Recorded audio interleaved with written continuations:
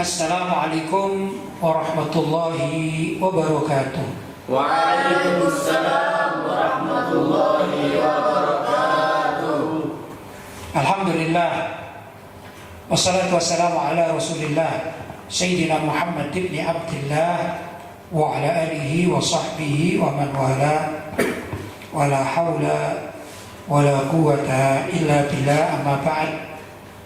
Ikhwani rahimakumullah, para pemirsa yang dicintai dan dimuliakan oleh Allah Subhanahu wa taala.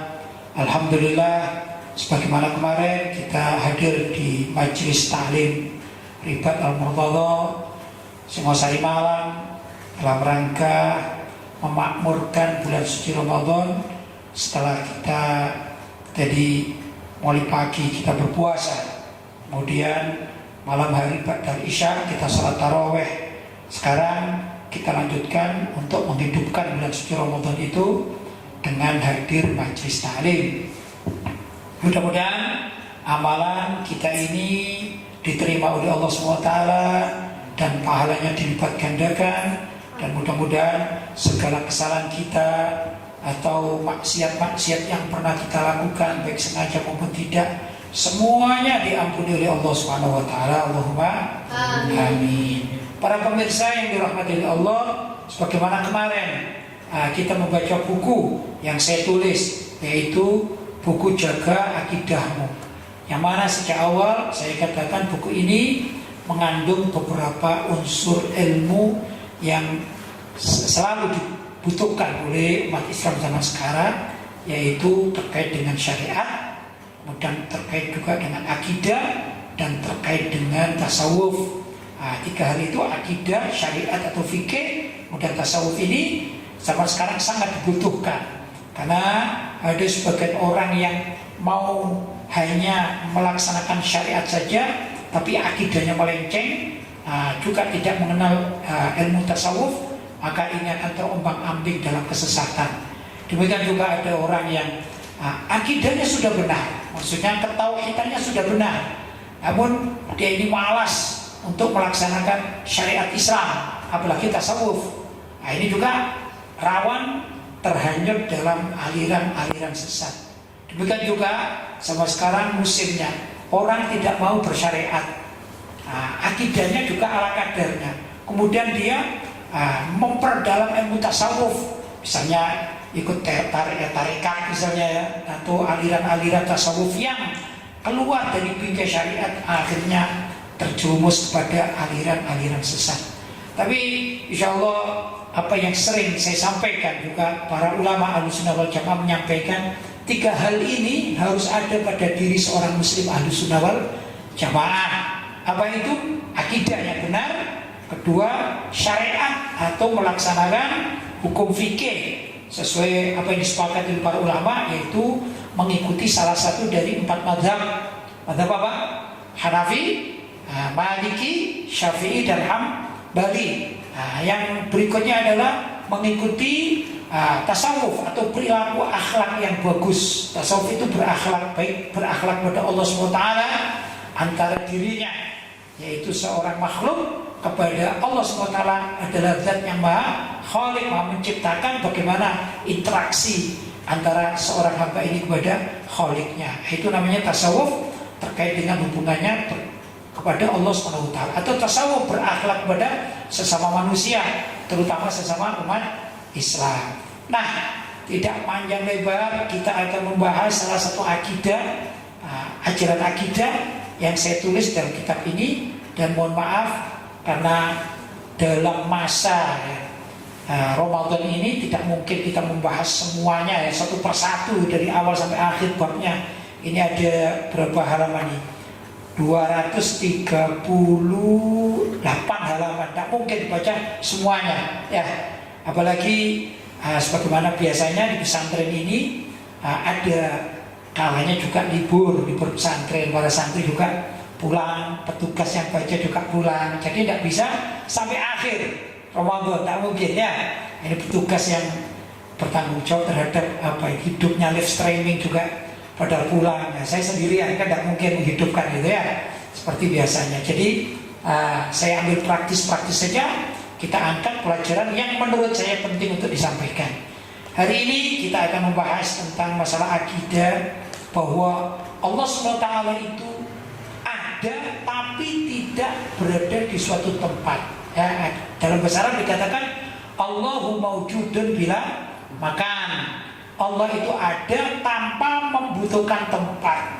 Kenapa? Karena tempat itu sendiri adalah makhluk Allah. Ya, dan makhluk itu adalah sesuatu, namanya makhluk adalah sesuatu yang diciptakan oleh Allah.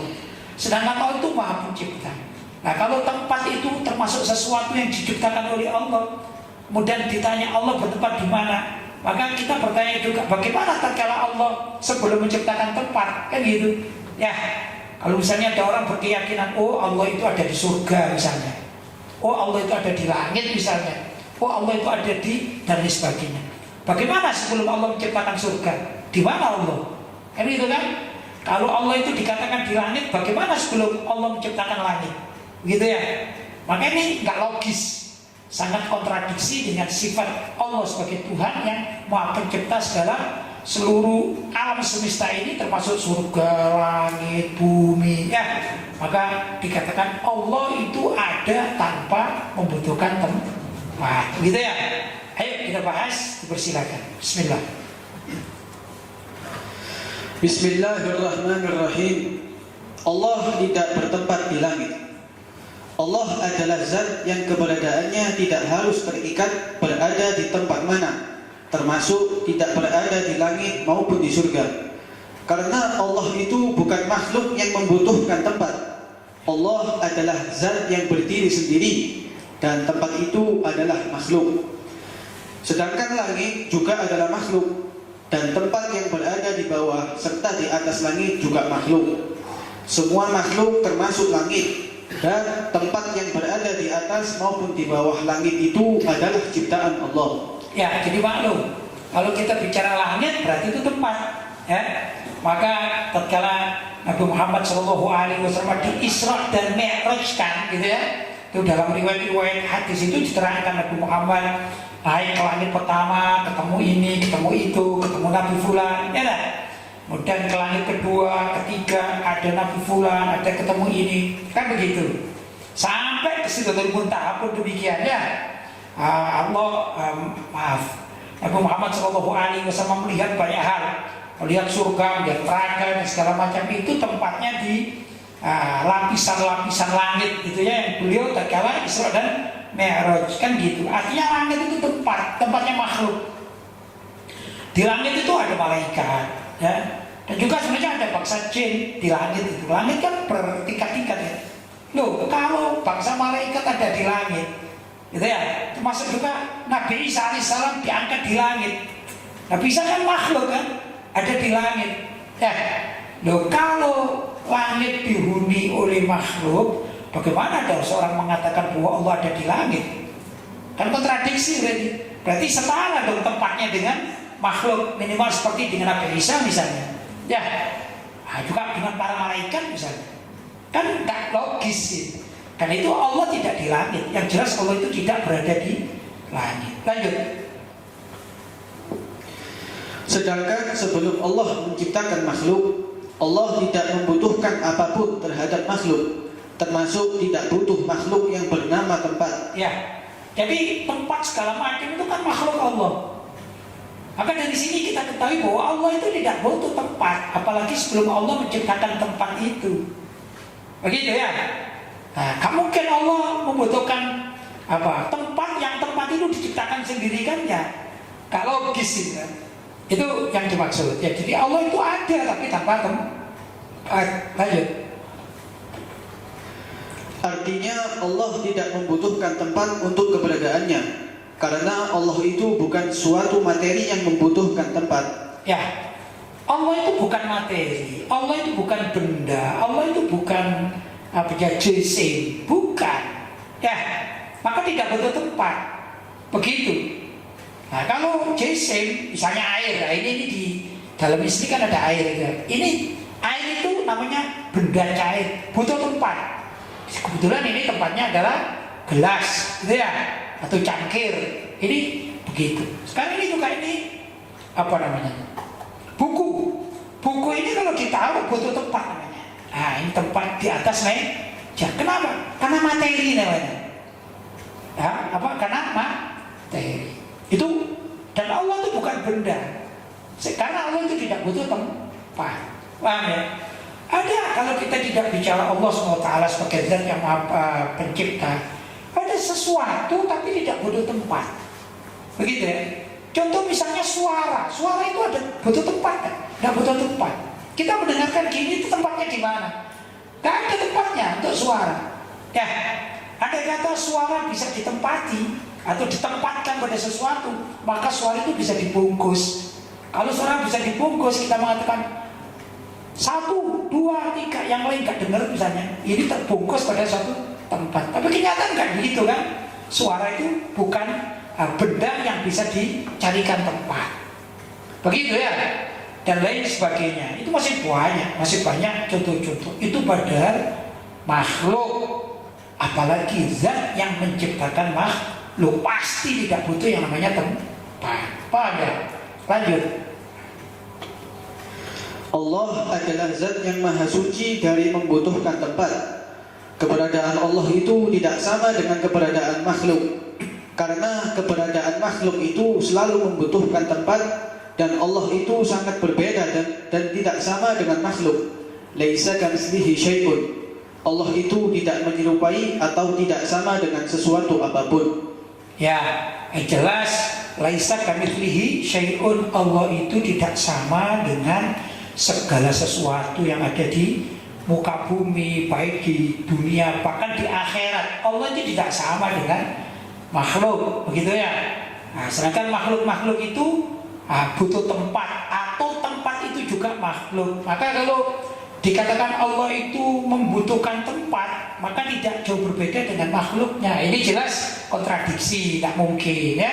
Nah, jelas laisa kamitslihi syai'un. Allah itu tidak serupa dengan segala sesuatu. Ingat, segala sesuatu itu makhluk namanya ya.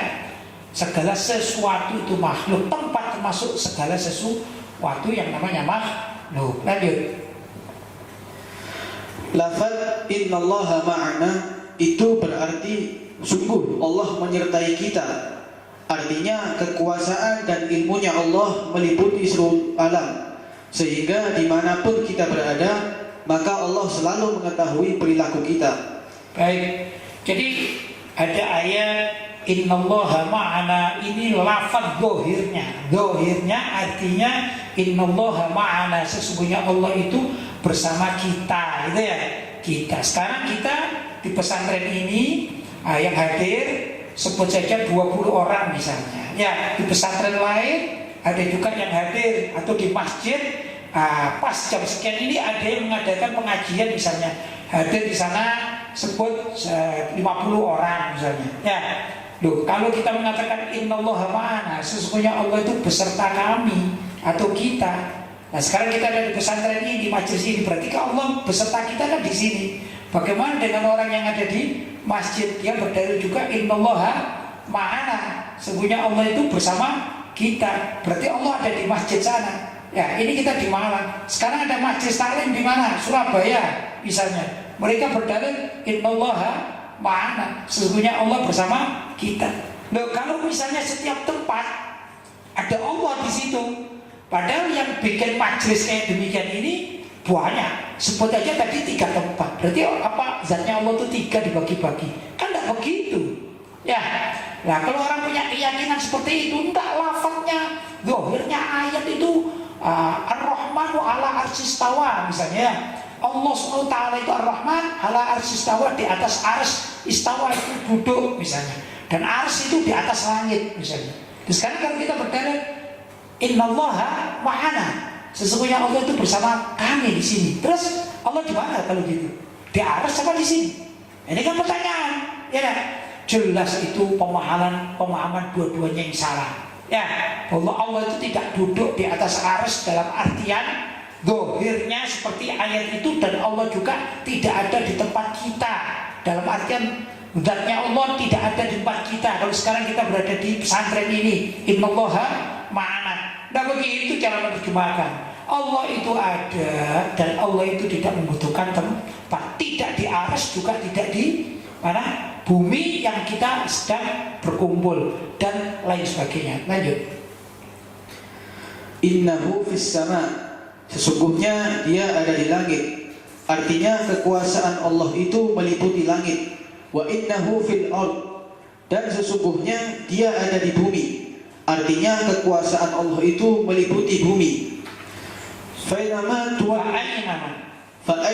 tuwallu fas-sama wajhullah. Fa'inama tuwallu fas-sama wajhullah. Pakai sin sa itu. Fasamma. Saya bacakan ya. Fa'inama tuwallu fasamma wajhullah. Artinya kemana saja engkau menghadap ke langit, ke bumi, ke segala penjuru, maka di sanalah Allah berada. Alias kekuasaan dan ilmunya berada di mana-mana.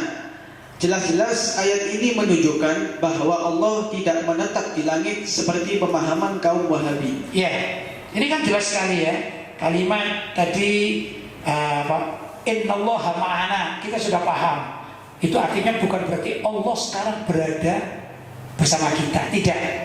Kedua, kalau ada kalimat innahu fis sama, sesungguhnya Allah itu ada di langit, itu bukan berarti zat Allah ada di langit. Di satu sisi kita mengatakan innallaha ma'ana, Allah ada di sini.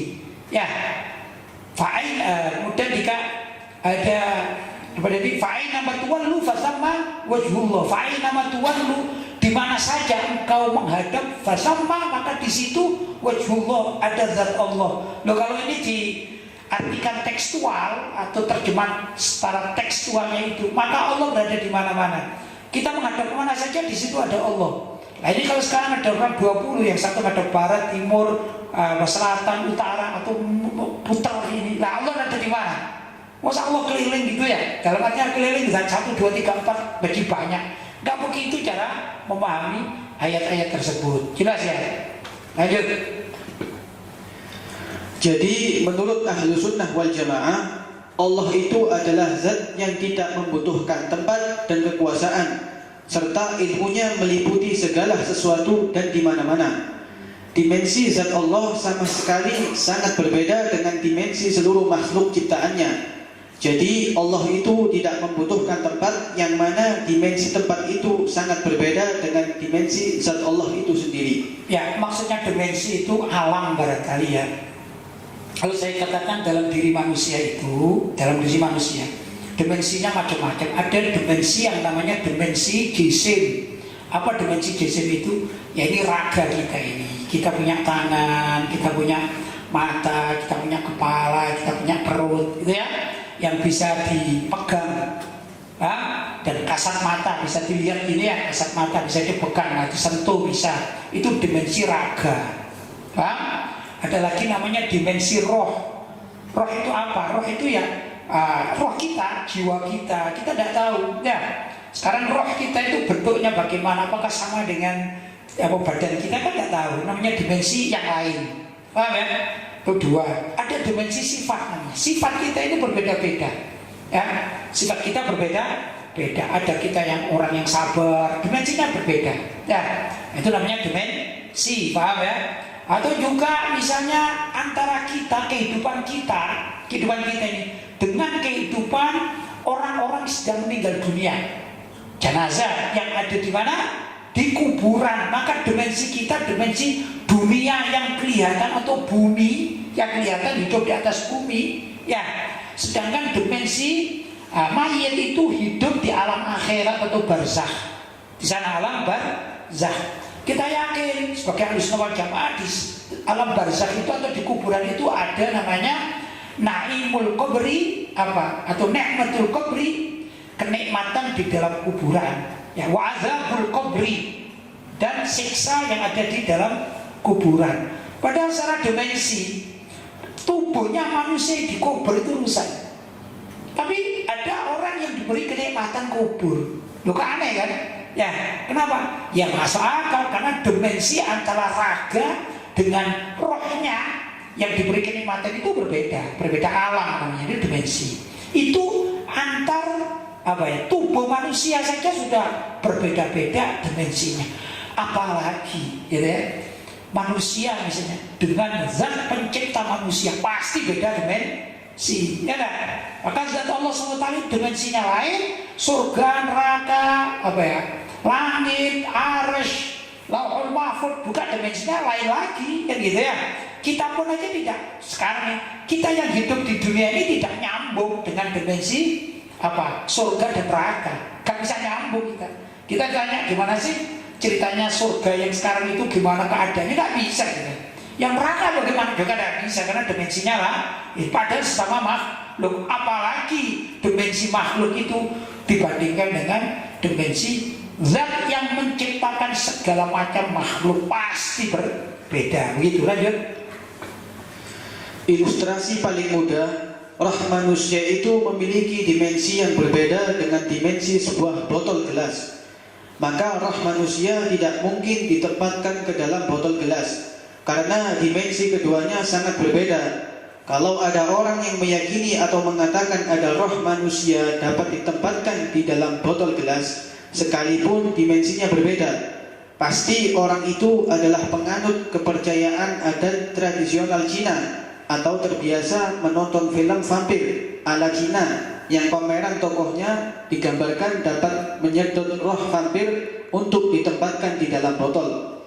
Artinya siapa saja yang meyakini bahwa zat Allah itu bertempat di suatu tempat atau di atas langit, sedangkan dimensi zat Allah itu berbeda dengan dimensi tempat itu sendiri, maka sama saja keyakinan orang itu dengan keyakinan masyarakat Cina tradisional sebagaimana cerita vampir di atas. Ya, itu lebih mudah ya. Kalau misalnya ini kan banyak ya film-film apa kayak vampir Cina itu ya, itu atau mungkin sekarang juga banyak film-film ini, film horor-horor itu ya, atau mungkin juga ada film yang apa ya, jin keluar dari botol, apa itu Aladin, nah kayak Aladin itu ya, itu kan jin dimasukkan kemana, ke botol kan gitu. Itu kan film-film apa ya, film fiktif, tidak nyata. Demikian juga kalau ada film-film kayak vampir yang saya tahu itu ya, film Cina itu kadang-kadang ada Cina kemudian ada vampir kemudian dibacain apa mereka mantra-mantra, akhirnya disedot masuk ke botol disimpan. Itu kan film. Nah, tapi kalau kita dunia nyata ya nggak mungkin kayak gitu, kan film fiktif. Demikian juga keyakinan kepada Allah SWT ini kan dalam kehidupan dunia nyata, bukan fiktif, bukan karangan. Ya, jadi nggak mungkin satu dimensi dikumpul-kumpulkan, diacak itu, ini bisa ketemu ini ketemu, ya belum tentu, nggak bisa gitu. Paham ya? Baik, lanjut.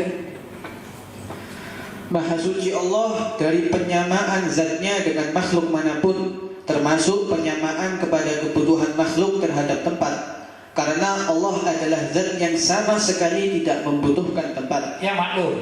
Lanjut.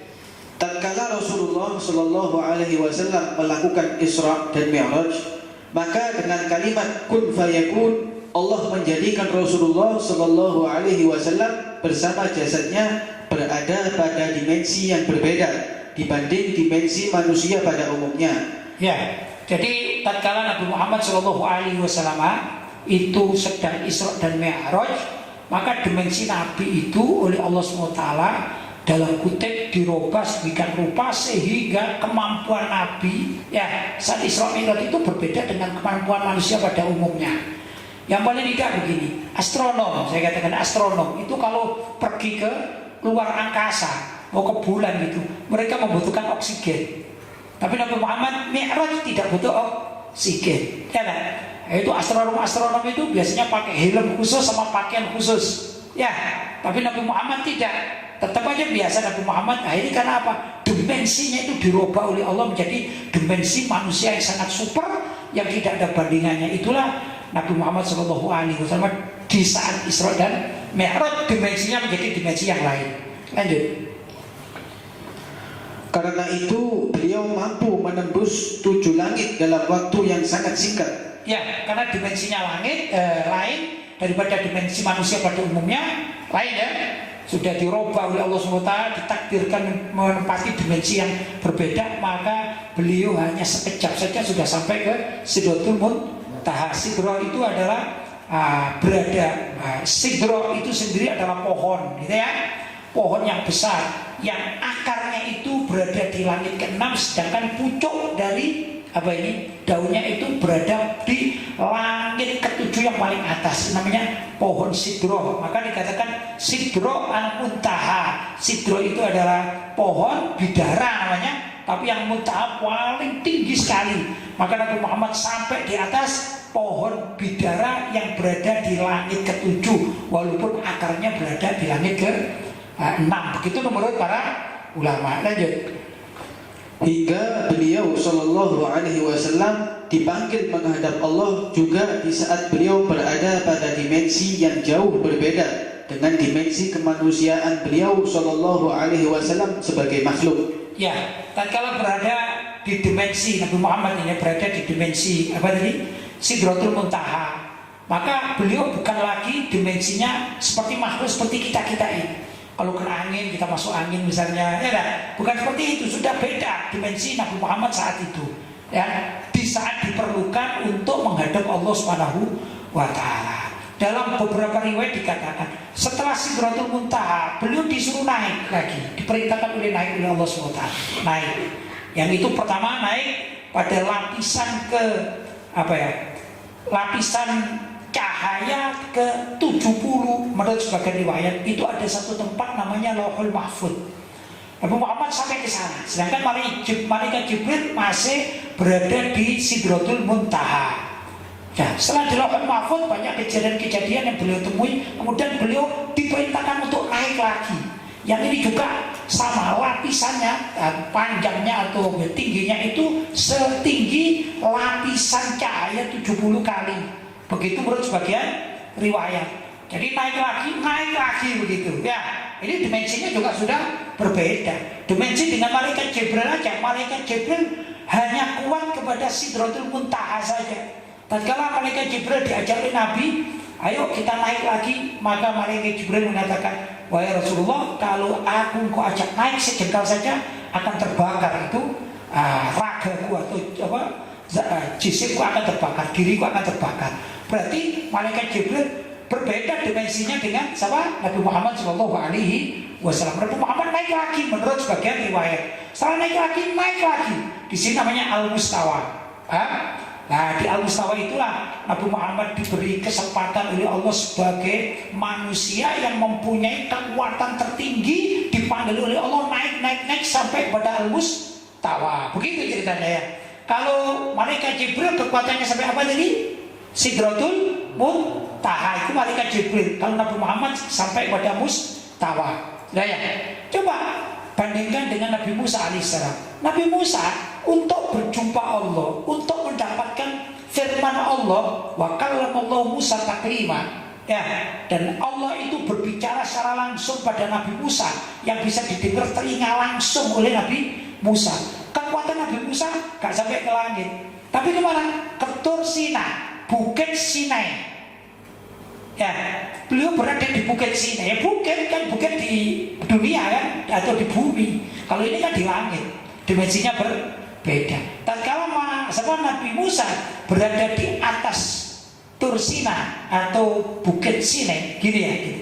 Maka tatkala beliau ada di sini, beliau bisa mendengarkan firman Allah. Itu artinya kemampuan Nabi Musa diberi oleh Allah untuk berdiskusi atau berdialog dengan Allah. Kemampuannya naik hanya kepada Tur Sina atau Gunung Sinai. Jauh dengan malaikat Jibril yang ada di mana? Di Sidratul Muntaha. Apalagi dibanggakan dengan kemampuan Rasulullah sampai di mana? Di Al-Mustawa. Paham ya? Di Al-Mustawa itulah tempat terakhir Nabi Muhammad mampu untuk naik. Sudah, bukan berarti di Al-Mustawa itu kemudian bertemu dengan Allah, duduk bersama, misalnya tidak begitu. Ini kemampuan Nabi Muhammad. Kalau siapa tadi gampangannya Nabi Musa kemampuannya naik sampai mana? Tur Sina, malaikat Jibril sampai mana? Sidratul Muntaha. Nabi Muhammad ini tempat paling tinggi namanya Al-Mustawa. Maka di Al-Mustawa itu sebagaimana Nabi Musa alaihissalam diajak bicara oleh Allah.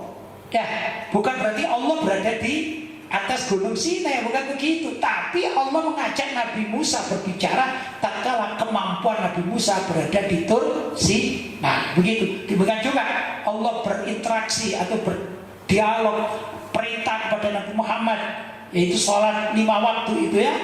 Nah, sholat 5 waktu itu tatkala Nabi Muhammad berada di Al-Mustawa, tempat tertinggi bagi manusia. Begitu ya.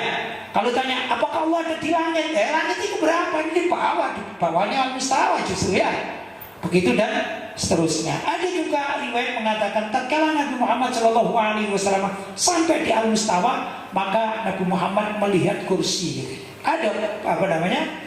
Riwayat semacam itu juga. Intinya ya ikhwan, mau kursi, mau mustawa, mau surga, mau langit, mau bumi, itu adalah tempat. Itu adalah tempat. Semua itu makhluk Allah. Dan Allah tidak membutuhkan semua itu untuk keberadaan Allah. Paham ya? Lanjut. Umat Islam diperintahkan untuk mengucapkan amanna billahi wa ma jaa 'anillahi ala muradillahi wa amanna bi rasulillahi wa ma jaa 'an rasulillahi ala muradi rasulillahi bila takyifin. Kami beriman kepada Allah dan apa yang datang dari Allah sesuai dengan yang dikehendaki Allah. Dan kami beriman kepada Rasulullah dan apa yang datang dari Rasulullah sesuai yang dikehendaki Rasulullah, tanpa harus bertanya bagaimana. Karena otak manusia yang sangat lemah ini pasti tidak mampu menyerap hakikat masalah tersebut di atas. Ya, kita hanya diperintahkan untuk beriman bahwa Nabi Muhammad SAW di Isra dan Mi'rajkan. Jadi saya sampai menceritakan sampai Al-Mustawa itu riwayat sebagian ulama.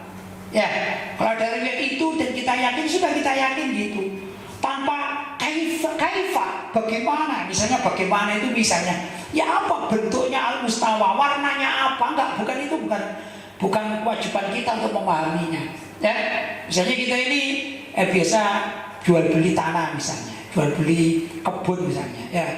Itu kalau dikatakan, di surga itu sangat luas, perlu tidak kita bertanya, kira-kira berapa hektar itu? SHM atau gimana? Kan tidak perlu kita dia. Itu SHM suratnya hak milik itu gimana? Atau nyewa di sana? Bukan gitu, itu bukan kepentingan kita. Apalagi kita, coba kita ukur kira-kira luasnya berapa hektar ya di surga? Tidak ada.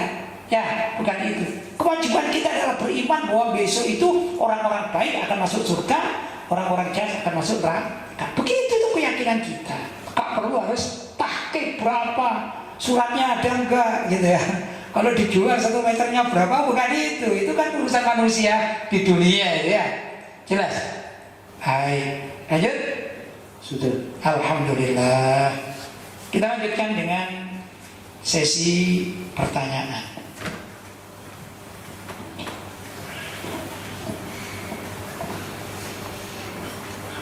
Alhamdulillah Pak Kiai, pertanyaan sudah sampai kepada kami. Baik. Langsung saja saya bacakan pertanyaan yang pertama. Assalamualaikum warahmatullahi wabarakatuh. Waalaikumsalam warahmatullahi wabarakatuh. Bagaimana cara menghilangkan sifat gengsi Pak Kiai, terutama menghilangkan rasa malu dalam berusaha mencari nafkah? Orang kerja gengsi. Kalau gengsi agak dapat uang kan gitu. Kalau orang ini ditakdirkan oleh Allah kaya, misalnya kaya itu karena dapat warisan, ya enak aja ya. Misalnya ada anak lahir kecil, wah ini bapaknya ini bos besar, bapaknya punya perusahaan yang nilainya triliunan, ya sudah. Jadi anak bayi tinggal tidur aja ya, sudah nggak ngapa-ngapain gitu. Nah, kita tidak bicara halal haram ya, tidak bicara halal haram, tapi bicara misalnya rezeki tadi itu, bukan rezeki, kepemilikan gitu ya. Apalagi kalau misalnya sang bosnya ini depositokan uangnya itu di bank, dan dia punya anak bayi, ya? Nah, kan deposito itu kan terus berkembang kan, bunga bank itu terus berkembang. Ya kalau orang memasukkan deposito cuman 100 juta ya sedikit, tapi kalau yang depositokan itu 1 triliun misalnya, ya tinggal duduk udah ini Ya, nah ini namanya dalam bab ini si bayi ini nggak perlu bekerja. Ya sudah, dia males-malesan nggak apa-apa, gengsi nggak masalah, dia punya uang banyak dia. Macam bayi lahir, owe, uang sudah kaya. Kenapa? Anaknya bos besar ya, dan punya deposito di bank yang modalnya berapa? 1 triliun. Wah, kira-kira gimana? Itu satu, itu nasib namanya. Kita tidak bicara halal dan haram. Ada juga orang yang lahir mungkin seperti kita ini ya, bayi blak, owe, bapak dan ibunya bingung carikan carikan biaya mengeluarkan dari dokter ini. Wah, gimana ini? Ya, gimana ini, harus melahirkan dari bidan, masih perlu biaya. Habis itu ibunya perawatan. Waduh ya, kalau bukan pendarahan yang dahsyat misalnya, akhirnya membutuhkan uang, itu bisa bengkak sampai 10 juta. Pusing ini ya. Pusing. Anggaplah ini kita bicara tentang seorang suami yang istrinya melahirkan, ada pendarahan, ada masalah misalnya ya, maka si suami harus mendatangkan uang 10 juta. Itu kalau 10 juta. Kalau 20 juta bagaimana ini? Misalnya ongkosnya 20 juta. Nah, kita bicara di sini seorang suami yang gengsi dengan yang tidak gengsi, ya mungkin lebih enak pembahasannya ya. Nah, untuk menghilangkan sifat gengsi, maka sang suami itu harus nekat. Nekat seperti apa saja. Bila perlu macul menyangkul di mana? Di sawah itu. Saya penting dapat uang untuk bayar menyelamatkan istri saya di rumah sakit sama anak bayi saya, begitu. Ya. Nah, orang kalau gengsi terus mau dapat apa nih? Kaya enggak? Itu ya, punya tanggungan lagi. Terus kalau gengsi gak dapat apa-apa karena kegengsiannya. Nah, termasuk juga misalnya ada tawaran, misalnya saya punya sepatu baru misalnya, dan saya punya uang 25 juta. Saya anggap nganggur uang gak ada nilainya misalnya. Saya melihat ada orang tadi itu istrinya sedang melahirkan, butuh uang 20 juta. Saya bilang, kalau kamu mau nyemir sepatuku, tak bayar 20 juta. Ya, kalau dia tidak gengsi, nekat aja. Yang penting aku dapat halal, aku nyemir sepatu dapat berapa? 20 juta. Ya kerjakan. Itu caranya begitu nekat. Ya bismillah. Wong ini nyemir itu tidak dosa kok. Apalagi dijanji berapa? 20 juta. Saya semir. Bila perlu 1 jam. Bila perlu 2 jam saya semir sepatunya. Ya sudah, nongkrong itu. Misalnya saya orang kaya dan gaya. Saya bertelekan di kursi yang enak, bagus. Sepatu saya soborkan pada si penyemir. Tapi saya janjikan berapa? 20 juta. Kalau si penyemir ini atau yang butuh uang 20 juta untuk menyelamatkan anak dan istrinya, gengsi, kira-kira dapat uang nggak? Nggak dapat. Ngapain aku nyemir? Ya sudah, akhirnya istrinya bisa mati, anaknya mati, hilang juga kan? Ya, kegengsiannya menyebabkan bahaya bagi orang lain. Pak, maka yang terbaik orang itu jangan gengsi kalau mencari rezeki halal. Bila perlu tadi itu, jadilah tukang semir bila perlu.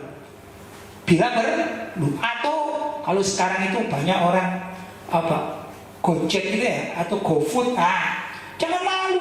Loh, saya itu di rumah kan menjadi bos, tapi sekarang butuh uang dong, saya gimana? Jadi aja tukang GoFood misalnya, gak masalah. Kalau orang itu sudah sekali terjun ke bidang itu, insya Allah berikutnya tidak akan malu, begitu. Tapi orang itu menghilangkan gengsi itu paling berat untuk yang pertama kalinya. Kayak tadi loh, saya bilang kalau kamu butuh uang 20 juta, jadi bukan semir sepatu saya. Untuk memulai itu pertama kali itu malu dia.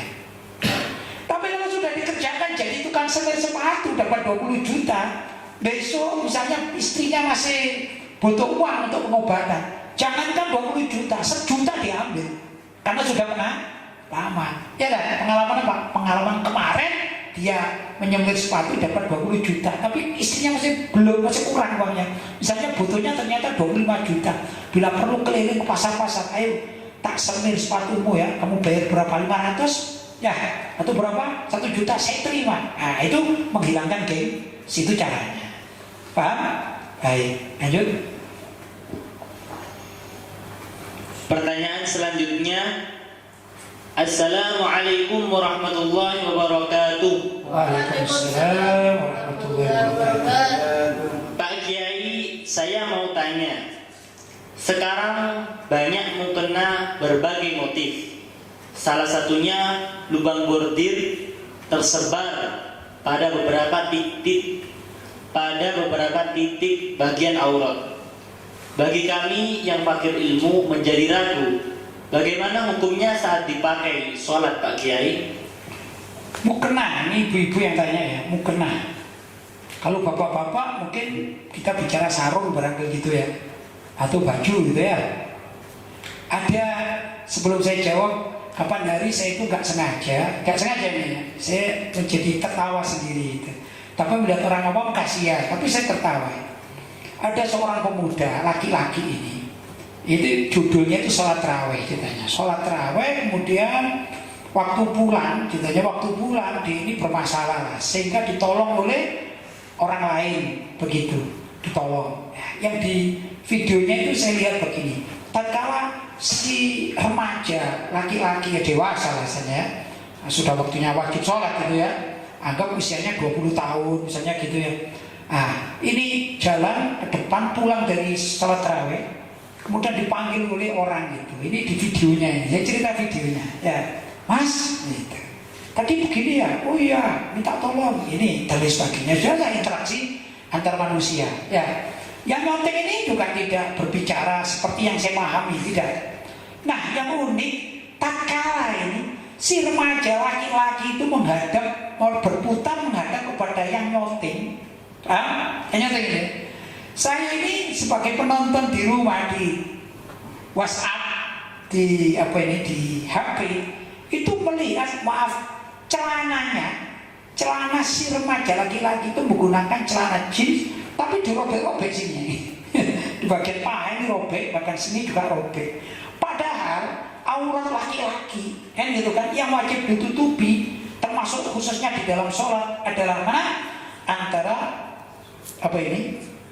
pusar sampai lutut wajib ditutupi. Loh kalau sininya ini robek-robek, sebagaimana model celana-celana jeans anak-anak zaman sekarang kan gitu kan, dirobek-robek. Berarti apa? Sholat tarawihnya yang kemudian juga sama isyaknya tidak sah. Jadi kalau dia sholat isya dengan celana itu, dia wajib qadha gitu ya. Kenapa? Karena ada bagian yang saya lihat, bagian pahanya sini ya, itu kelihatan dan itu aurat yang wajib ditutupi. Itu pertama. Kembali pada pertanyaan, gimana dengan mukena atau juga baju? Begini, kalau pemakai mukena itu sebelumnya sudah pakai baju biasa, kemudian dirangkap dengan mukena yang lobang-lobang, selagi tidak kelihatan kulitnya, kulit tubuhnya, yang itu bagian dari aurat ya. Misalnya ini kan coklat ini ya, ini coklat ya. Nah ini coklat. Misalnya mukenanya itu ditutupkan di sini, gini misalnya, tutupkan, rangkap. Terus ini lubang, yang kelihatan kain saya yang coklat ini, bukan kulit saya yang ini, bukan. Kalau ini begini, yang lihat kan kulitnya, ya. Tapi ini bukan kainnya, yaitu bajunya. Kalau yang kelihatan bajunya, baju dalam rangkapan, nggak apa-apa, walaupun lubang-lubang. Termasuk tadi itu emas yang tadi pakai celana yang lubang tadi. Andai kata dia merangkap celananya itu sebelum pakai jeans, mungkin pakai celana semacam celana kulot gitu yang lengket gitu ya, misalnya ya, nggak apa-apa. Kenapa? Yang terlihat bukan langsung kulitnya, begitu. Demikian juga bagi laki-laki, semuanya ya, mau laki-laki mau perempuan. Andai kata yang tampak itu adalah kulit yang tempatnya aurat, maka batal. Mau kena yang lubang-lubang dan sebagainya, atau tadi yang celana lubang, karena yang kelihatan kulit di bagian aurat. Tapi kalau yang tampaknya itu bukan kulit aslinya, tapi baju rangkap yang di dalam, maka tidak batal. Misalnya mukenanya warna putih, lubang-lubang, bordilan, sedangkan si ibu ini rangkapan di dalamnya baju warna hitam, entah kaos, entah apa gitu ya, warna hitam. Sudah? Kemudian dilihat dari luar, yang border tadi itu kelihatan warna hitam, berarti kan bukan kulitnya, bukan warna kulit, tetap sah, tidak apa-apa. Ya? Itu satu masalah sah dan tidak sah. Tapi saya anjurkan kepada ibu-ibu, juga kepada bapak-bapak, janganlah menggunakan pakaian-pakaian seperti itu. Carilah misalnya mukena yang tertutup betul-betul, terutama warna putih. Ya dah. Kalau di Indonesia ini warnanya putih, sebagaimana umumnya ibu-ibu muslimat yang tertutup, banyak yang tertutup. Kalaupun bordir, ya bordir luar yang sekira tidak tampak kulitnya, kulit tubuhnya yang memakai. Semestinya begitu. Kalau bapak-bapak juga begitu, kita di Indonesia pakailah sarung misalnya. Ya dah. Kalaupun terpaksa celana jangan robek-robek. Ini kan kita menghadap Allah. Salat kan menghadap Allah. Syukur-syukur kalau kita punya top misalnya, atau punya gamis bisa kita pakai karena kita menghadap Allah. Begitu ya. Nah itu sunnah. Pakai gamis itu sunnah. Karena Sallallahu Alaihi Wasallam ya libasi al-gamis. Libasnya Nabi, pakaiannya Nabi itu salah satunya adalah gamis. Kalau kita pakai gamis itu tutup atau baju lebar panjang ini ya, itu gamis. Maka kita sudah mengikuti sunnah Nabi. Begitu dan seterusnya. Paham ya? Jelas? Ada lagi? Sudah? Alhamdulillah. Malam hari ini kita selesaikan pengajian kita. Mudah-mudahan ada manfaatnya. Kalau ada hal-hal yang kurang tepat, saya mohon maaf yang sebesar-besarnya. Hadza ma aqulu lakum wal 'afu minkum. Wassalamualaikum warahmatullahi wabarakatuh. Waalaikumsalam.